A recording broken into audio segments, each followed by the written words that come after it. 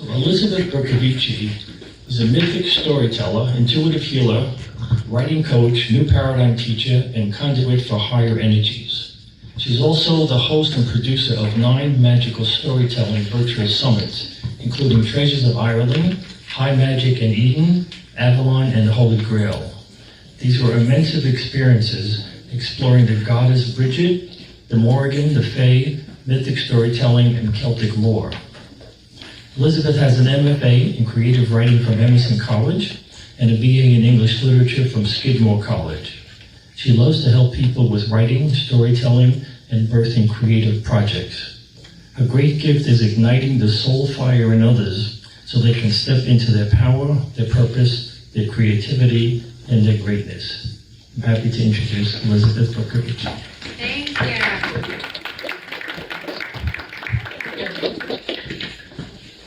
Okay, let me.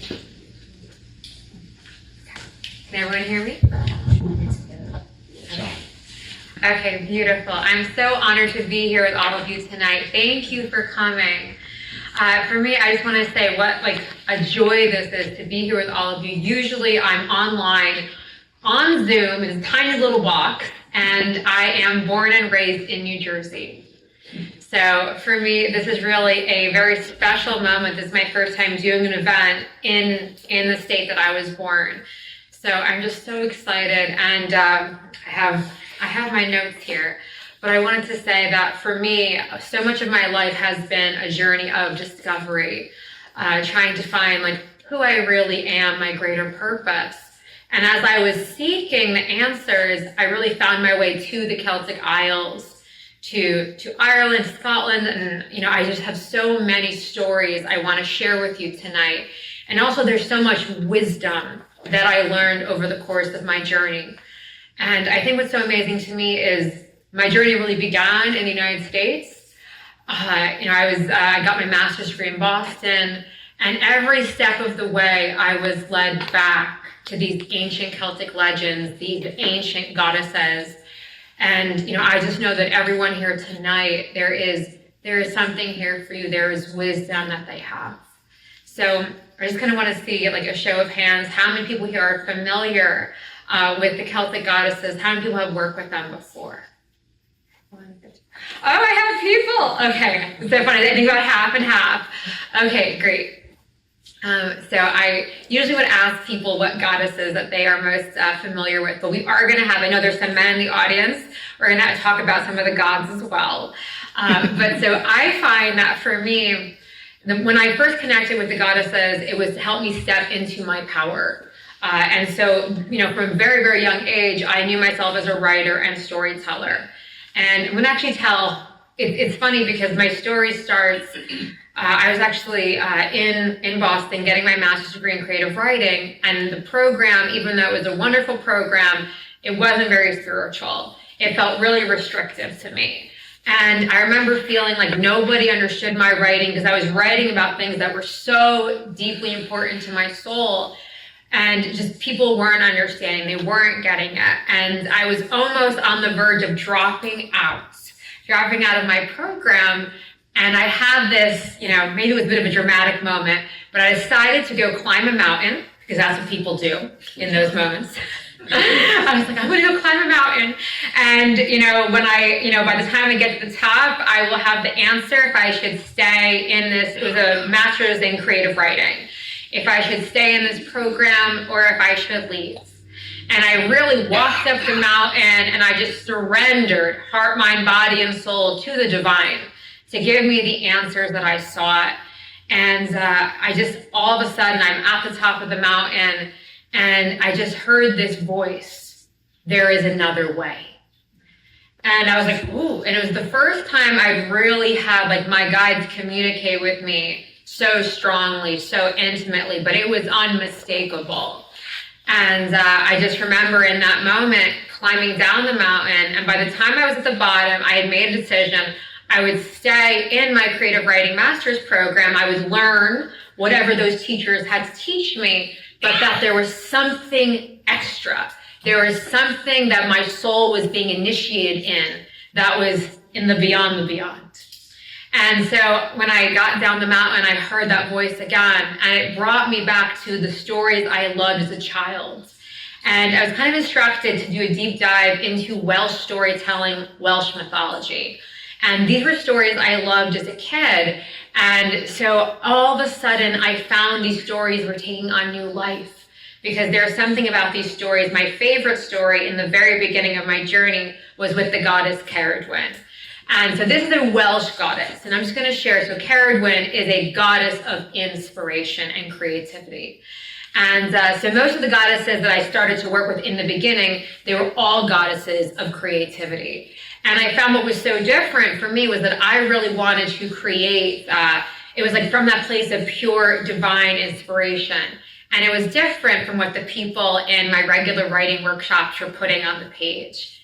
And so I continued like learning all these different stories. And the more I learned, the more my heart opened more and more into the magic. And so I'm actually going to start with a very quick story of the goddess Cailleach, who is a Welsh goddess. And I know a lot of people here, I know they're also very much interested in the Irish gods and goddesses, so we will also go into that as well. Can you spell Cailleach? Cailleach? Yeah. Oh, do we have? I mean, you could just spell it. Okay. So it's Ceridwen. Okay. Cailleach. Yes. And so Cailleach was a great enchantress. And she was the greatest enchantress in all the land. But Cailleach was plagued with something that caused her great strife. And this is that while she had one daughter that was very beautiful, her son was absolutely hideous. And she could not bear the sight of him. And she was like, oh my God, no one is going to love my son. His name was Afgu. And so she had a very special plan, because she was the greatest enchantress in all the land. And so she thought, I will brew a potion. And this will make him the wisest, most poetic, most intelligent man in all of the land. And there will be a beautiful young woman who will fall in love with him. Oh, I will do this. And she gets to work right away. She gets this huge cauldron. She gets two servants to help her brew, because she doesn't want to brew for it's a whole year and a day. And so she's out there searching for all the right ingredients, and she's pouring her magic into this. And so this is all the magic of enchantment, inspiration. And so these two servants, they're very faithful to her, very loyal. And for a year and a day, they stir this cauldron, with Cailleach coming occasionally and just adding more magic. And so that year and a day comes to pass, and Cailleach comes in all her glory, for the potion it's gurgling, it is ready, it is time. She is so excited to give it to her beloved son. But then something happens that Cailleach does not expect. So there are two servants. There is an old blind man and a young boy named Gwion. And he's just a very kind, very sweet boy. And as he's stirring, it's finally time to give the potion to Cailleach. She gets a giant spoon.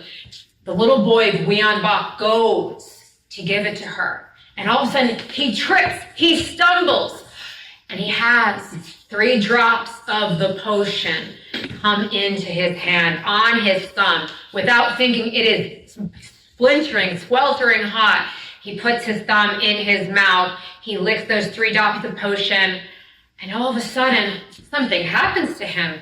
He is suddenly taken over with divine wisdom, divine intelligence. He doesn't know what to do. He suddenly knows all of the mysteries of creation and the world around him. And Cailleach is looking at him with fury, with anger, with fire.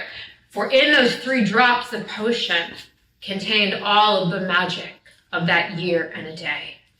So Gwion knows also, suddenly he is imbued with magical gifts and abilities, one of which is the power to transform. And so he knows he has to suddenly get as far away from Cailleach as possible, because she is looking at him with deadly force. So he decides, okay, I'm going to turn into a hare. He turns into a rabbit. I'm going to move this microphone down a little bit. I'm getting very excited here. But so he turns into a rabbit, into a hare, and he sprints, he books it. They're in this, cabin in the woods in ancient Wales. And he is going as fast as he can to get away from Caradwyn. And Caradwyn looks and she says, how dare he try to get away from me, the greatest enchantress in all the land. And so she uses her magic and she transforms herself into a greyhound, into a dog, and she runs after him at full speed at the height of her power. And so little Gwiambach, he's just a little rabbit. He's going, and he's like, I cannot outrun her on land. What will I do? And remember now, he has the wisdom of ages, and he sees before him there is this great, beautiful river. He's like, I know what I'll do. I'll transform into a salmon. I will jump into the river, and I will escape her there. And so he does this. He transforms. He loses his shape as a rabbit, becomes a fish, and he swims away, and he's like, I am safe. She'll never find me in here. The river will hide me. But no, Caradwyn gets to the edge of the stream and she says, oh, he thinks he is so smart. He thinks he will get away. Oh no. And she transforms in this moment into a mighty otter. And as fast as little Gwiambach swims as a salmon, she is there right behind him on his tail, going faster and faster and faster. And Gwiambach suddenly knows, I could not outrun her on land. I cannot outswim her in the water. What else is left to me? And out of nowhere, he hears a caw in the sky overhead. And he thinks, I will take to the sky. And he turns into a wren and flies up. He's like, she will never get me up here. I will fly far and fast, and I will be free. Caradwyn sees this, and in a flash, in a second, she has the same thought. Oh, he thinks that he can outsmart me. He'll take to the air. But no, she takes the form of a great hawk. And she goes after him, and before long, Gwiambach realizes it's useless. No matter what he transforms into, Caradwyn has more power. She will transform into something greater. What is he to do? He feels for a moment that he has been defeated. There is nothing left. He has to surrender to Caradwyn. And then out of nowhere, suddenly there's one last idea that comes to him. He suddenly dives down into the earth of ancient Wales, and he transforms himself into the smallest seed. And he burrows deep, deep, deep toward the center of the earth. And at last, he surrenders and says, she will never find me here. Caradwyn, though, has one last piece of wisdom. And so Caradwyn transforms from the hawk into a great black hen. And she pecks and pecks and pecks at the earth till she finds the seed and she eats it. And she thinks at last she has won. But Gwiambach has the last laugh, because 9 months later, there is a baby. And this baby becomes known as Taliesin. And Taliesin is the Welsh for the shining brow. And so he becomes the greatest bard, the greatest poet in all the land. And at this moment, Caradwyn looks at her son, Afgu, the one for whom she originally made this potion, for she felt that Taliesin had robbed her son of what was his due. She had robbed him of all of that mystical, magical, divine inspiration. But here, Caradwyn finally sees her first son, Afgu, through new eyes, through the eyes of love, the way perhaps she should have seen him all along. And she sees his beauty. And so in this moment, Caradwyn herself, this is the final transformation, a transformation of the heart. And so Taliesin, the master bard, he once Gwiambach, now Taliesin, he goes off and he has mighty adventures of his own. But Taliesin is important, Caradwyn is important, because when we are looking to connect with divine inspiration, this is what I like to do. If you want to call on Caradwyn, you can. If you want to call on Taliesin. For both of these beings, if all of a sudden you feel that you are not quite sure what to say, if you're like, oh my God, I don't know how to, maybe it's a piece of writing, you don't know how to compose, or it's an important conversation, you call upon Cailleach or Cailleach, and all of a sudden your words will flow like the river. So I wanted to open with this very, very ancient story. So one thing that we will see again and again in the ancient is Welsh legends and Irish legends, there are a lot of shape-shifting. There are a lot of different gods and goddesses who have the ability to transform. And this is so important because it mimics the power that we all have within ourselves. And this is really, I think, one of the great powers of being a human being, of being truly magical. So these stories, whether Welsh or Irish, any of the Celtic legends, any of the myths, the legends, the stories, when I look at them, what I feel like they are saying is that there is a magic inherent in all things. A magic that is just hidden in plain sight if we are willing to open our hearts to receive it. So we'll come back to this theme of transformation in a moment. But I kind of want to shift gears for a second and move into the Irish gods and goddesses, who I also love very much. So one thing I will say, and I have so much I could share on these different goddesses, we would be here for 3 or 4 days. I love these goddesses so much. So I'm going to actually just going to transition from Cailleach to another goddess I love called the Morrigan. And so Morrigan is an Irish goddess, and so she has the ability to transform at will into a raven or a crow. So again, I'm sharing this because this is the same theme of transformation. We're seeing it in different goddesses. Welsh legends, Wales and Ireland are not that far apart from each other. Someone's coming in, beautiful. But I share this because this is a theme that we see throughout. And so I want to talk about the Morrigan for a moment, because the Morrigan, besides how much I love her, she is a goddess. She is a goddess of fearlessness, of battle, of divine victory. But she is also the mother of one of my all-time favorite goddesses. And I think that when people think of Ireland, this is probably the goddess they think of the most, and this is the Goddess Brigid. And this was the goddess that even when Christianity really took over in Ireland, they could not get rid of Brigid. They had to make her into a saint. Because people they couldn't be without Brigid. She was too wonderful. And so for anyone, if you've traveled to Ireland, Kildare is the place that's really sacred to Saint Brigid. But I really see the goddess and the saint as one in the same. I actually see the saint as an incarnation of the goddess. And so Goddess Brigid, originally, people will see different depictions of her. She has very, very fiery, long red hair. So she is also a goddess of divine inspiration. She is goddess of poetry, goddess of the bards, and she's also a goddess of healing. So when we might do a quick, maybe guided journey for a second to connect with the energies that Brigid brings through. But for those of you, I think some of you just came in, but for those of you who've been here the whole time, you know that my backstory is more as a writer and storyteller. So these were the goddesses I was first connecting with when I was on the mountain and I heard there is another way. These are the goddesses. It was Goddess Brigid, it was Cailleach, and what they were going to bring through was this secret but very ancient way of creating through, the magic of divine inspiration.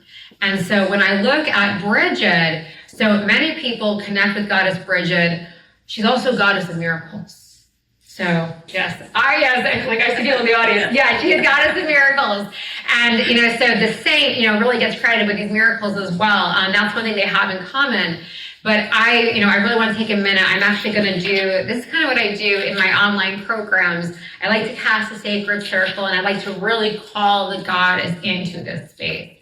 And so with Brigid, let me just see if there are a couple more things I should share about her. Like that she's a goddess of the flame. But she really is she is just so beloved in Ireland. And so when I connect with her, I really feel often very much a flame in my heart. And for anyone who has any heartbreak or disappointment, Brigid is someone who activates the heart very, very deeply. So it's that flame. It's not just inspiration and creatively, but it's that spark that gives us joy to be alive. So for anyone who's feeling that kind of energy of like, things feel more mundane, like there's this like spark that you remember, like life used to be so exciting. When we connect with the fire of Goddess Brigid, we remember the enchantment that exists in the world around us. So Brigid is also, I think of her as a fairy goddess as well. She brings this energy of pure enchantment. So a lot of the Irish gods and goddesses, that's one thing that when we consciously choose to connect with them, we're really calling in enchantment to our lives. For those of you who are here, I'm sure you've done a lot of work with different frequencies, different vibrations. The Celtic gods and goddesses, for me, they bring through the frequency of enchantment. So for those of you who want to live a more enchanted life, I call this living life with a capital L.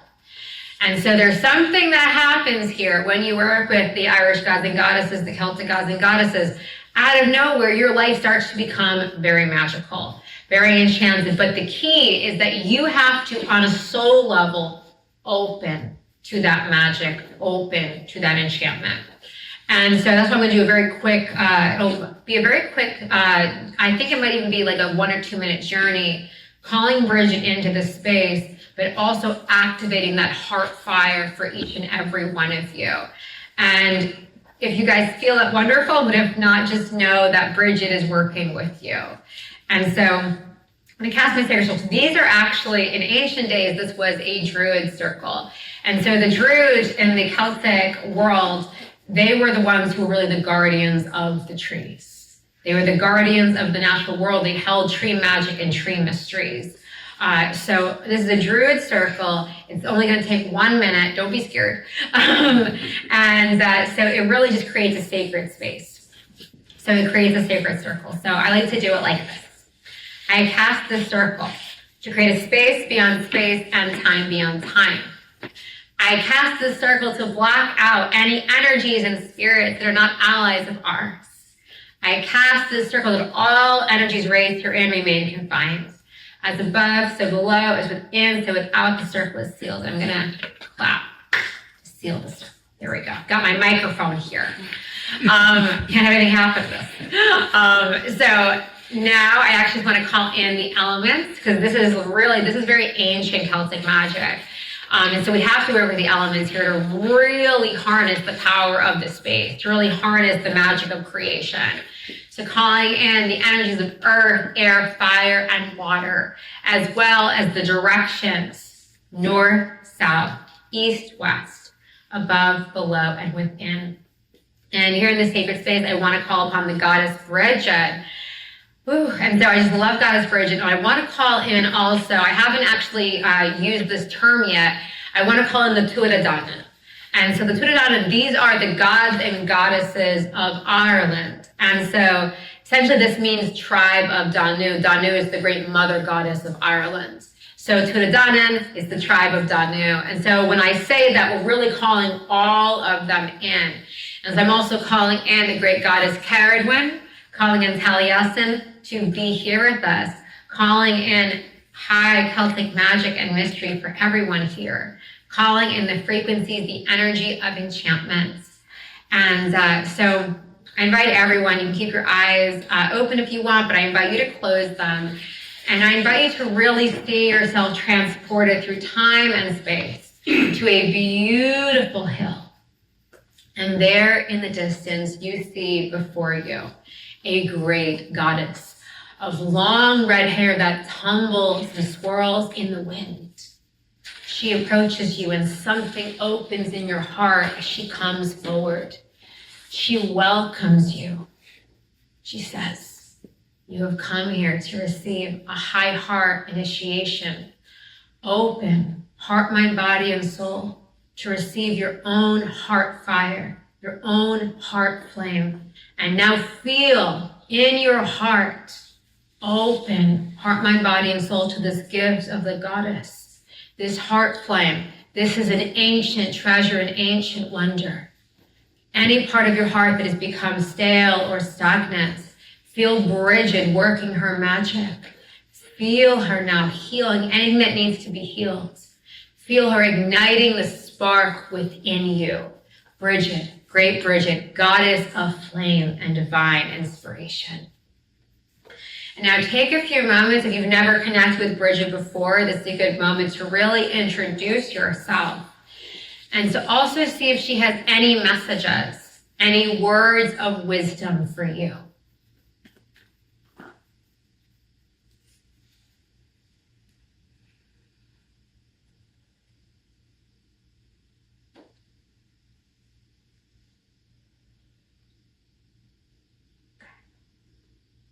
Beautiful. And so I promise we won't be in the space for much longer because I know that, this is more of a, a talk. But I just invite you, as you're still here in this sacred space with Brigid, to really feel her energy. Also calling upon the energy of Ireland, the ancient codes of the land, and to really feel, I know we are here, all of us in New Jersey, but in this moment, we are connecting heart, mind, body, and soul with the Emerald Isle. And I call upon the codes of Ireland, the ancient wisdom, the ancient magic of this place to transmit through me for every single person who is here. And just open, take a deep breath, receive, and just really open to the wisdom of the wisdom of this ancient world. And this is something that you may just feel on a soul level, on a body level, something beyond words. Just feel this, breathe this in, take another deep breath. And when you are ready, you can open your eyes. You might just want to sit with that for a moment. I'm going to take a sip of water. Beautiful. And so when I connect, let me just see, timing-wise, how are we timing? I think we have time here. We're good. So I want to talk about, for example, the Celtic lands, especially Ireland. I know many of you are here. I'm curious, how many people have like roots, like Celtic blood, Celtic ancestry? Ah, yes. Past life. Past life, yes. So that's what I like to hear. So a lot of people, like I find this a lot. People will have really deep past life connections to Ireland, or they'll have like some ancestral connection that like they're wanting to tap into. They have roots there. So this is why like it's so important for us to tell these stories and to really go back and connect with these like wonderful gods and goddesses.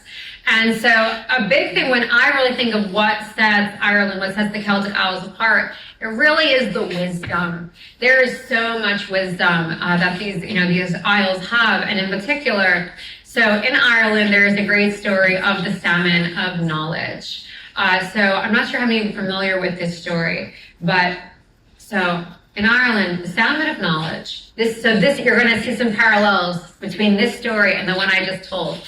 And that's why it's so exciting for me, because you're going to see a lot of these stories, like even though the story I'm about to tell, this is an Irish story, but it has a lot of similar energy to the Cailleach story. And so this story of the salmon of knowledge revolves around a little boy whose name is Finn McCool. And so Finn McCool, little boy, and he has a great master. And this great master has been searching his entire life for this legend. There's a beautiful grove surrounded by hazel trees. And in this grove, the salmon of knowledge swims. So for the man's entire life, this master has searched far and wide the salmon of knowledge. For he who tastes it possessed all of the wisdom of ages. So the master has searched far and wide. Finally, he's so close, and he has this young assistant, this young boy, Finn McCool, who is with him. And at last they find this ancient hazel grove. And they see the salmon of knowledge, and the salmon is speckled because it's eaten all of these hazels. And so they catch the salmon. And the master is so happy. For 90 years, he has searched for the salmon of knowledge. And so the little boy, Finn McCool, stands over. He's got a frying pan. It's over a fire, and he is there preparing this for his master.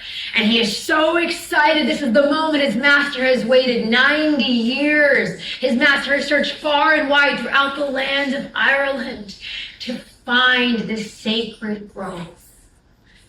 And at last it's being prepared. And Finn McCool, he prepares it for his master so tenderly, so lovingly. He fries the fish. And at last it's ready. And he goes to give this, to present this to his master, his beloved master. And all of a sudden he stumbles, he trips, and 3 drops of the oil get on his thumb. Without thinking, Finn McCool takes his finger to his mouth. It's so hot. And he absorbs those 3 drops. And just like the story of Cailleach, all of the wisdom, all of the magic of that fish, it was contained in those 3 drops of oil. And so suddenly Finn McCool is wise. He knows all of the secrets of creation in the universe. And he looks at his master with such sorrow, for he knows that this great gift that he wanted to give to him, all of a sudden the wisdom is his. But the master is not angry. The master realizes it was always meant for Finn McCool. The master realizes that all of these years that he has searched, this moment was destined. And so it is Finn McCool that carries the wisdom of the world with him from the salmon of knowledge. And so we might maybe a little bit later, we can go on a journey ourselves to connect. I like to take people on journeys to connect with this sacred grove and to really connect with the energy of the salmon. But you're seeing here that there's a similarity between these traditions. There is an emphasis on wisdom. And so this is really the portal, the pathway to the Celtic mysteries. It is through storytelling. It's through storytelling, and also, once upon a time, these stories, we're telling them here in New Jersey, but these would have been told on the land. And there's something about when you walk the land in these ancient places, there are energies, there are codes that you pick up. And so I venture to say that when you walk through Ireland, when you walk through Wales, the land itself has wisdom. And for anyone who's been in these sacred places, the rocks have wisdom. The rocks themselves are these great storytellers, for they have witnessed thousands of years of, mankind's, all the births, all the deaths. They have seen so many different eras of time. And so when you go to these places, everything is alive. Every tree, every rock, it remembers the thousands of years. And so when we talk about these places, when we tell the stories, that's what we're evoking as well. It's not just that these stories exist in a vacuum, but that these places, these stories have been told over and over again. The story of Finn McCool and the Salmon of Knowledge, the story of Cailleach, these have been told for millennia. And so when you hear these stories, when you receive them, you're actually taking part in an ancient wisdom tradition. You are receiving stories that many thought were forgotten, especially with the advent of Christianity. A lot of these stories, these are ancient Celtic stories, these were suppressed. And so part of the reclamation, for me, it's like a reclamation of magic, of this ancient wisdom. It starts with us coming together in remembrance. It starts, to me, it starts through the sacredness of words. But so that's just something. The Irish, the Welsh, they love their stories. And so I mentioned Brigid, great fiery red-haired goddess. I mentioned Cailleach. And so these 2 goddesses, whether you were Welsh, whether you were Irish, these were sacred to the bards. So maybe some of you knows what a bard is. Some of you might not be familiar with that term. A bard was an ancient storyteller. Now, what made the bards different is they were on the move. They were very much nomadic, and they would travel from place to place. And they preserved, it would be thousands of years, hundreds of years of local legends, local tales. And so nowadays we don't have the same, not that we don't have the same reverence for the oral tradition, but it doesn't function in the same way in our society. Because in those days, the bards held the histories of every family, all the genealogies, and you might not know your family history, but the bards told the tales. And so in the ancient world, the bards were actually more powerful than the king, just so you know, because a man's reputation was held through the stories. So if you were a good king, you could be remembered for millennia as a good and noble king. But if you were terrible, the bards would immortalize any wicked deeds. And so you would be remembered for posterity, whether good nor bad. However you served, you would be remembered for the stories that came ever after. So I share this because you're really seeing the power of the stories in the ancient world. And so people, this is kind of like the Netflix of old. So nowadays we go home from work and we turn on the television and we see stories like that. But in the ancient days, it was the stories that were told. And so especially in Ireland, so the bards were more schooled. There's a special education they went through. It was many, many years. It was like 9 years in bardic college. And then there was more training if you wanted to be a higher level bard.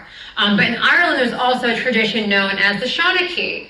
And so the Shawnee were more, I would say I don't want to say they were everyday storytellers, but they were storytellers that were more specific to the land that they came from. They weren't nomadic. They weren't traveling from place to place, but they would tell the stories of their town. They would tell the stories that they remembered from their grandparents and great-grandparents. And so I share this because this was the Netflix of the old world. And especially if a bard came to your town, it was like, oh, everything stopped. The bards are here. And people would gather. They would gather and they would be telling stories all night. And I want to just share in the ancient world, so there's also, the bards were very special in the ancient world because they also possessed the gift of music. The gift of music. And so imagine again, this is a world that I keep saying this, there is no Netflix, there is no television. And so music, stories, this is what the people stayed alive for. This was the richness. The richness was found in the tales and the legends. And so there's one story that I really love to tell of music.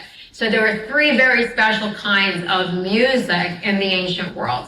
And so there was one kind of music that was the music of joy. It was the music of happiness and bliss, which would elevate a man's soul.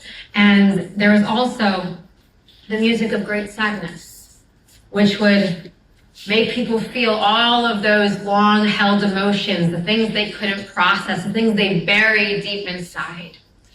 And the last of the 3 types of music in the ancient world would put people to sleep. It would almost be like a lullaby. And so the great bards, they knew, of course, how to play all of these ancient kinds of music. But it wasn't just the bards, but the gods. And so there is a god, and I promised everyone we'd have some stories of gods, so here we go. So one of my favorite gods, his name is Dagda. So Dagda is very important because I know I haven't directly mentioned him, but in a way I have. Because I mentioned in the very beginning of today's talk, I mentioned the Morrigan, who I said was a great shape-shifting goddess who could transform into a raven at will. And I said she was a battle goddess, and she was the mother of Goddess Brigid. But I did not say who the father of Goddess Brigid was. So this is the Dagda. And so the Dagda, he is the great god of abundance and fertility in Ireland. He is one of the 2 of the Danann. And so the Dagda was also famous for having, he had this really magical, it was kind of like a spear. And with one end of it, he could kill a man. And with the other end, he could restore a man to life. Very magical.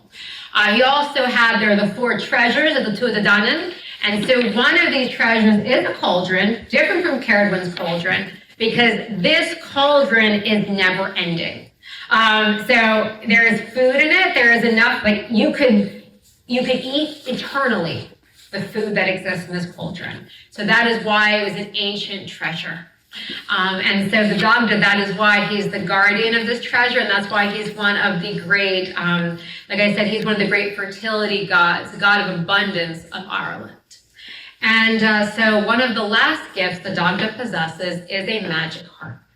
And this harp responds the Dagda's call alone. So all he has to do is call the harp, and it comes to him. So there is one day, so in the ancient stories of old, so Ireland, when you look at the stories of old, there's a lot of fighting, there's a lot of warring for territory. And so in this particular case, the Tuatha Dé Danann are fighting these other beings. They're called the Fomorians. I think my pronunciation is correct. If I have anyone here who is really good at Irish, I apologize if I mispronounced that. But there's a great battle. There's so many battles between the Tuatha Dé Danann and the Fomorians. They're always vying for the land. And so one day, the Fomorians, they get terribly defeated by the Tuatha Dé Danann, as usual. And one of them gets really sneaky. And they see that the Dagda on the battlefield, because the Dagda would use his harp to bring great inspiration to the people as they were fighting. He would motivate them. And his harp was there on the battlefield, unattended. He had left it behind. And the Fomorian sees it and he says, that is the Dagda's harp. We've lost the battle, but let's get it. Let's go get the harp. And so they go and they run away. They run away with the harp and they're like, the Dagda. So again, they've lost the battle, but they feel like they've one-upped him. And so the battle is over. Everyone is celebrating. The Tuatha Dé Danann, they're rejoicing. And they say, Dagda, go get your harp and play us a celebration song. The Dagda says, yes, okay, where's my harp? And I said, all he had to do, he didn't even have to touch it with his physical hands. He could call it to him. The harp would fly to him. And he went to call the harp, but the harp was nowhere to be found. Dagda tries again. Where is my harp? He calls it to him, but it's gone. And so at this moment, the Dagda is furious, for he knows beyond a shadow of a doubt the only thing that could have happened, the Fomorians must have taken it, and he must have it back, for this is his harp. And he is the great Dagda. Oh, I almost feel like the Dagda present as I'm telling the story. Great and mighty being that he is. And so he says, who will go with me to get the harp? So there are only two that go with him, and these two, one is Lugh, one of the great gods of Ireland. He's a great warrior god. Lugh is the master craftsman. He is good at everything. I can share more about him in a minute. And the other god that goes with him is Ogma. And so Ogma is a great warrior, but he's also he's a god of language and eloquence. So I've had Ogma come to me in moments where I was afraid I would be a bit tongue-tied, and Ogma will come through and bring through eloquence. So again, all of these gods, they have special gifts and abilities. But I'll talk more about Ogma and Lugh in a little bit. But for now, just know those are the two great gods who are brave enough to go with the Dagda after the Fomorians. Because remember, it's not just one Fomorian. There's a whole Fomorian army. And the Dagda is going because he's going to get his harp and nothing is going to stop him. And so they march and they search for this great harp. And they search through all of Ireland. But the Fomorians, they haven't gotten that far. But they go and they go faster and faster, trying to track them through the woods. And at last, they find there's an inn, a fortress, and they see one of the Fomorians running inside. And Dagda says, there, somewhere in there is my harp. Come with me, he says. And the three of them, they edge into the front door. None of the Fomorians paid them any mind, for they're all celebrating, oh, we've gotten the Dagda's harp. And they're all celebrating that they have outwitted this great god. They're all celebrating, and they're drunk with celebration and that small victory, that none of them see the Dagda enter with Lu, the great warrior, Ogma, the other great warrior. And you think that a battle would pursue, but no, because all the Dagda has to do is raise his arm and the harp comes to him. He calls the harp to him. The Fomorians see the harp moving, levitating across the floor. The Dagda reaches out, and now the Fomorians are furious. They take their swords, they go to fight. But the Dagda plays the harp. And the first thing he does, he plays the song of great joy. He plays the song of mirth and happiness. And all the Fomorians, they laugh. They're laughing with this great belly laughter. They have never been so joyous, so happy. They have never felt such mirth in their entire lives. And so then the Dagda finally stops playing the harp because they have to get out of there. And the second he stops playing, the Fomorians, they raise their swords again. They raise their swords. No, Dagda won't take the harp. It's ours. So the Dagda plays the next kind of music. The Dagda plays the songs of sorrow. And all at once, the Fomorians are overcome. They have never felt such sadness. Tears stream from their eyes. These are great warriors, all of them. Men who never cry, who never shed but a single tear. And all of a sudden, each and every one of them is on the ground and sobs. Sobs for what they have lost in this lifetime. Sobs for the lifetimes of their ancestors. They have never felt such sorrow. And Ogma says, Dagda, please have pity. Have pity. They cannot bear this much longer. Please stop playing this music. And the Dagda listens. He relents, he takes pity. The Fomorians, they get to their feet. They shake off their sadness and they get their swords and they say, no, we will have the Dagda's harp. We have not had victory this day, but we will have the harp. And so the Dagda plays the last kind of music, the music of sleep. And one by one, the Fomorians fall into a great and sacred slumber.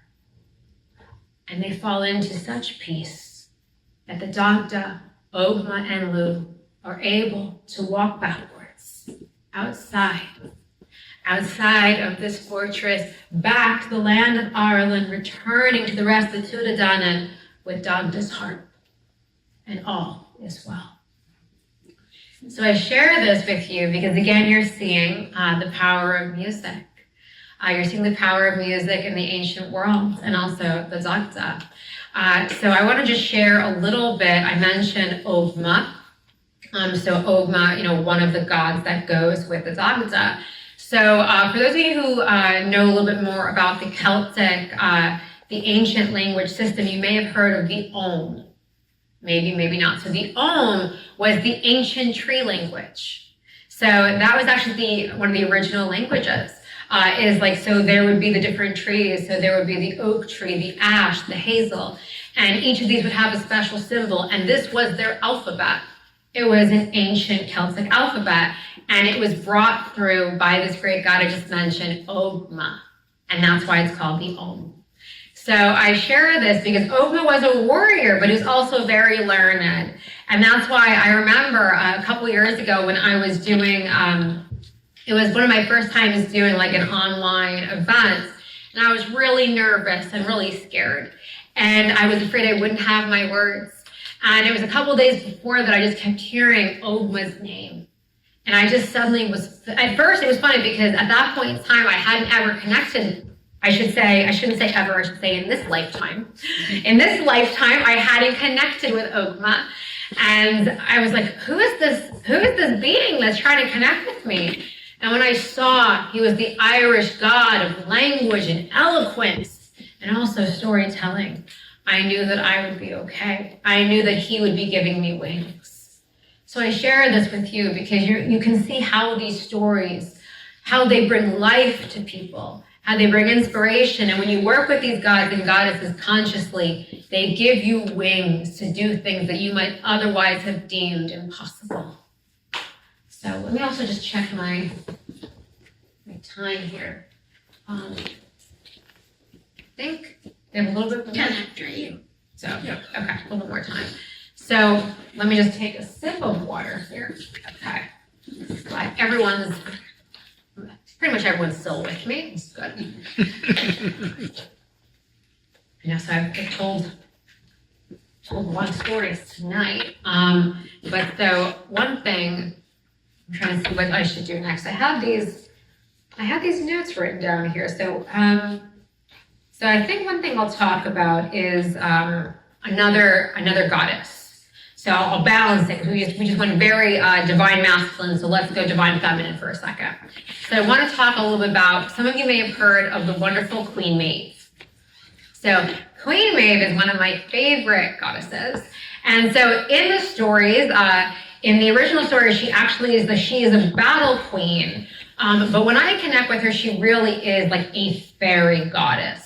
And so she is one of the goddesses. So if you want to connect with the magic of Ireland, or again, like I could say, for example, even Wales, even I would venture like different places like Avalon, what you're really doing is you're stepping into the magic of the other worlds.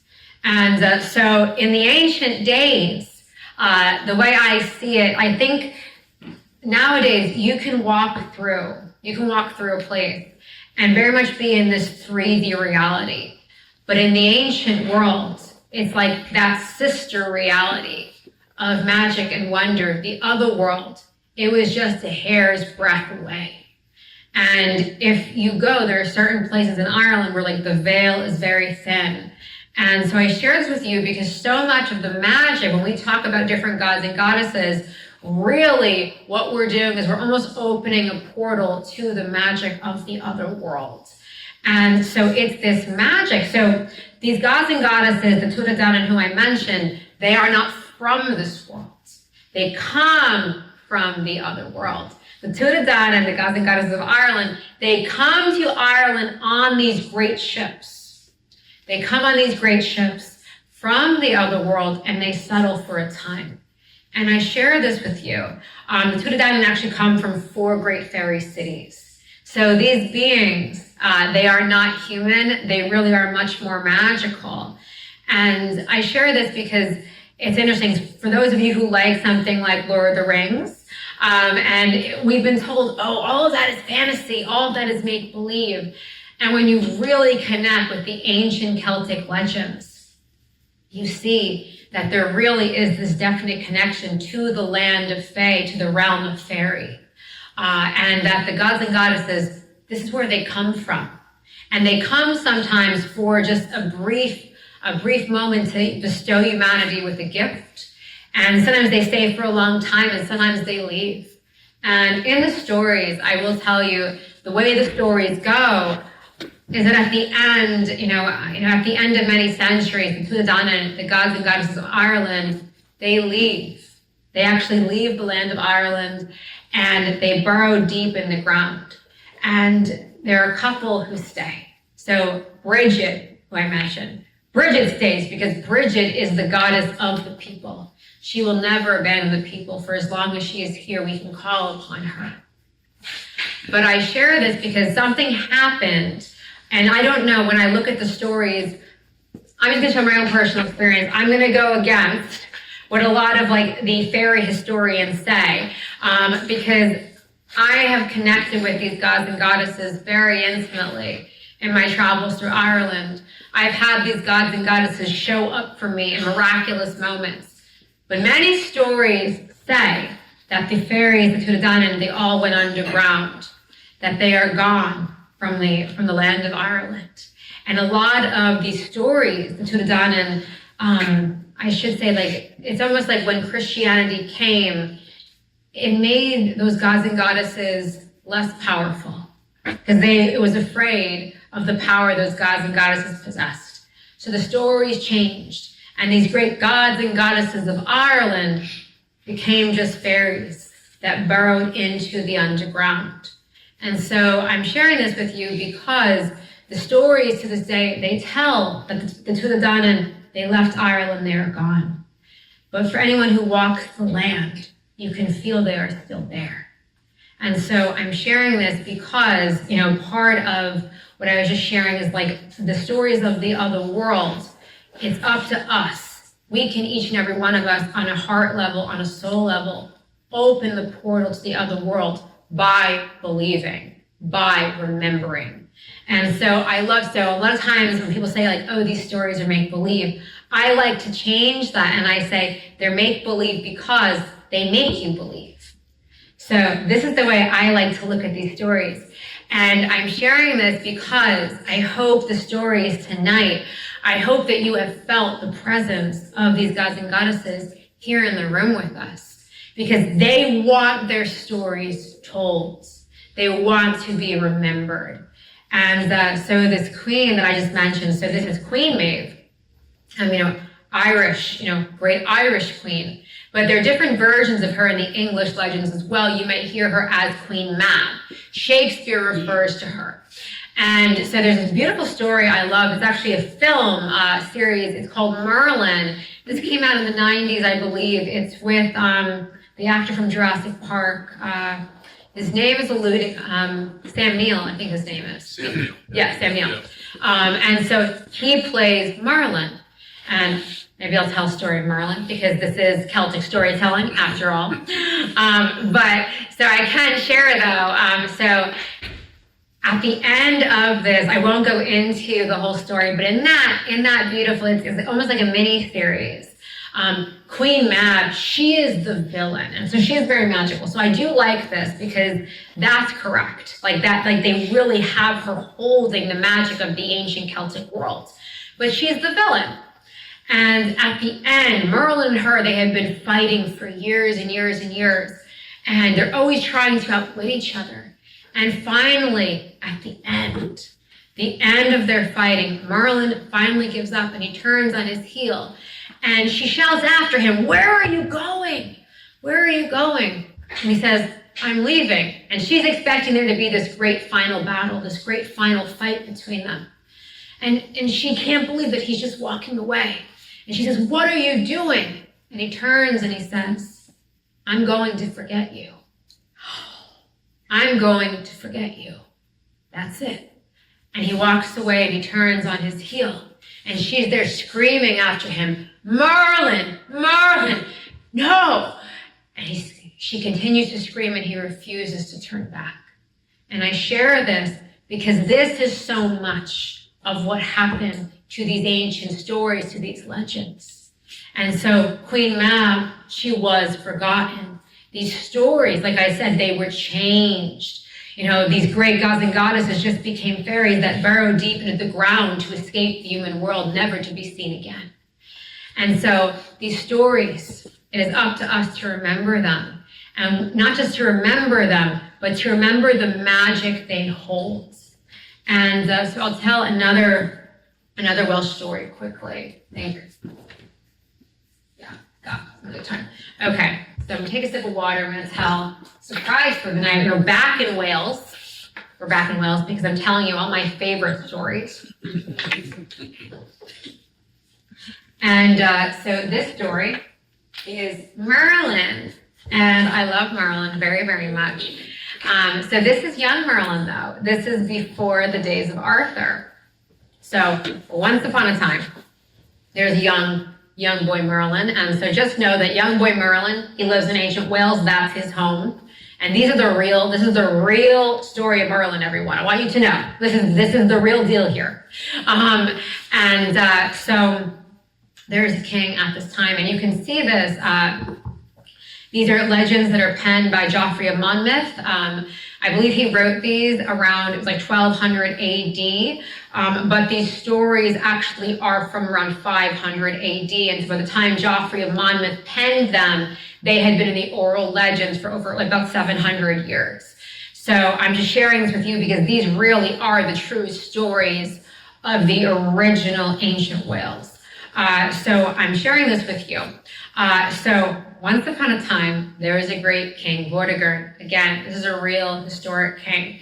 And so Vortigern is intent that he is going to build the greatest castle that has ever been, this great fortress. And he brings all the men in his kingdom. He has all these people building for him. And every day they gather stone after stone after stone. And they placed the stones just so to build this great and mighty castle. And then, at the end of every day, the men that built the castle, they go home. And when they return the next morning, all their work has been undone. The stones are in pieces on the ground, crumbled into dust. And Vortigern sees this. What has happened? What has happened? Who has vandalized my castle? Do it again. Build it again. He orders the people. And so all of his men, they come. We don't know what's happened. We don't know what's happened. We're so sorry, they say to the king. And they build it again. They build it again. Night falls. The men all go home. They come back the next morning. See, the same thing has befallen them. For where there were once stones, there now exists only rubble. Vortigern is furious. He calls his men back. What is this? What has happened? We don't know, sir. We don't know. Do it again. Build it again, he orders. Finally, the third night, the third morning, Vortigern sees the same results. He doesn't know, and he pulls out his hair with fury, with anger. Bring me a soothsayer, he yells. Bring me someone who can answer for this. What is the meaning of this? Why does my castle crumble at the end of every day? And so the soothsayer is brought. So for those of you who aren't familiar, the soothsayer is kind of like an ancient sage, someone who can see into the future, and someone who knows the mysteries of creation.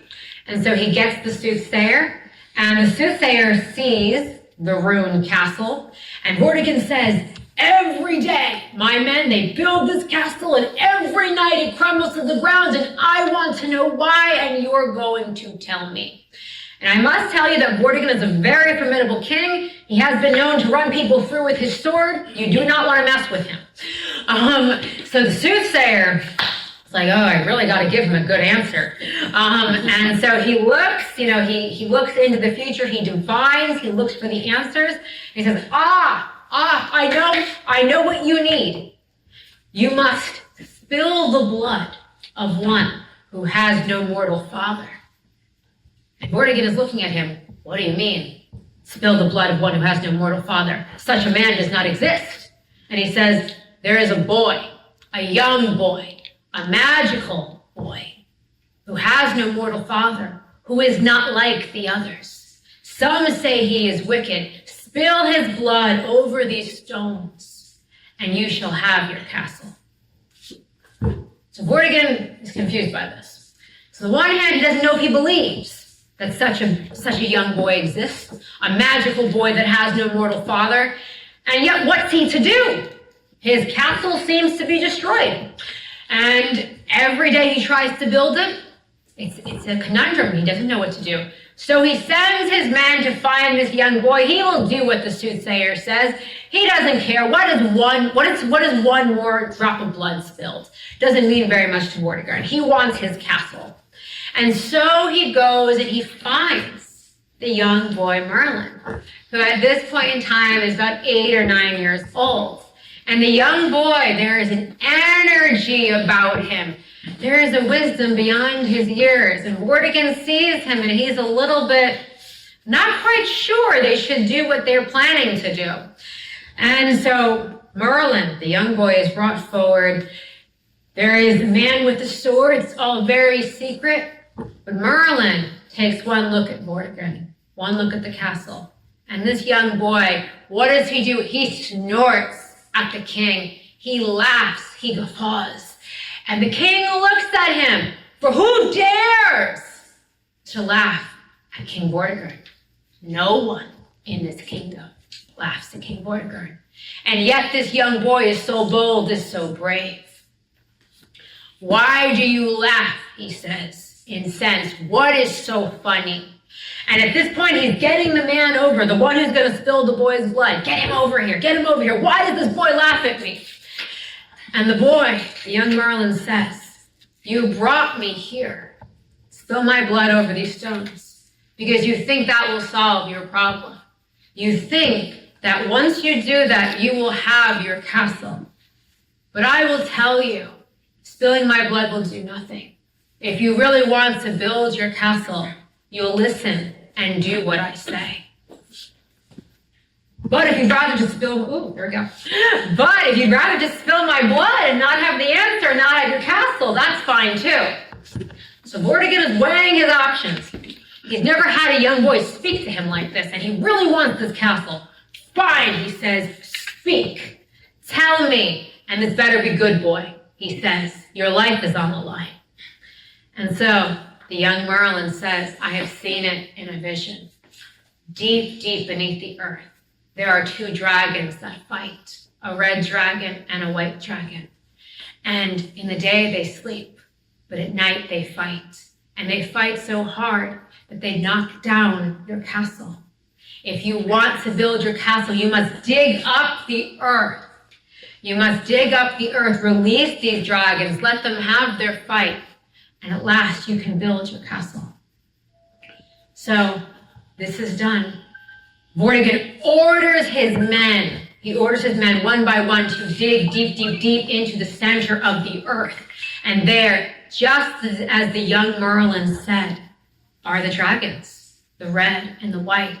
Freed at last from this hold, they engage in a great battle with the red dragon victorious.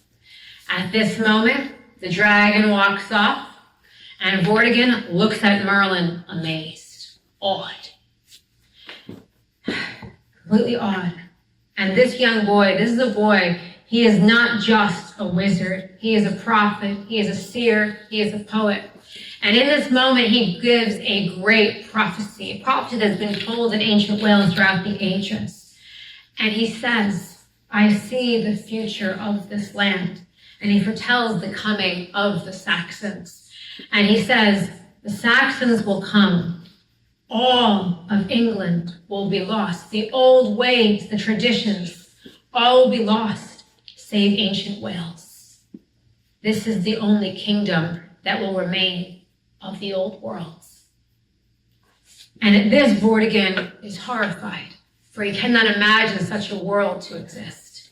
This prophecy was written down 500 AD. It exists in Geoffrey Monmouth's book, which was written 700 years later. And if we look at the world today, Merlin's prophecy holds true.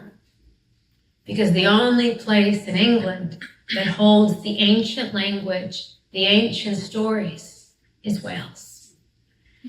So we see that this boy, 500 AD, who gave this great prophecy, this was true.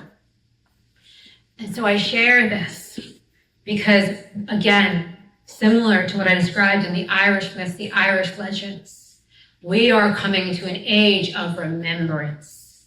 So much was lost, so much was forgotten, but these stories, these gods, these goddesses, they are waiting for us to remember, because through remembering, we give them power. Not just power, in the other world, but power to intervene on our behalf. They are wanting those who are noble of heart to call upon them. So when we look at the stories of Arthur, great king that he was, connected to the magic of the other world, he came from a place of great nobility. So I'm sharing this because this is what the ancients knew. They knew they could connect with the great beings of the other world. They knew they could connect with the gods and goddesses if they were pure and noble of heart, and that they could create great change in the world. And that's why I don't want to point fingers at the Christian church. My mother is Christian. But I share this though because that power was so formidable. It was made to be forgotten. And so I share this because we are in a great age of awakening, a great age of remembrance. And part of that is remembering these old stories, these ancient gods and goddesses, that they can work once more with us and we can build a new world together. So I think that, I think I'm a little over my time, but. No, that's perfect. Wonderful, Elizabeth. Thank you. Okay, let's take a break. Yes. We're going to have coffee for these tea bathrooms here and downstairs, and then we'll continue. And also, as you can see, that Al, our wonderful videographer, producer, is recording this. So if anyone wants to see it again later, just email me and we'll send you the link. All right, so we'll catch up with you in about 15, 20 minutes to continue.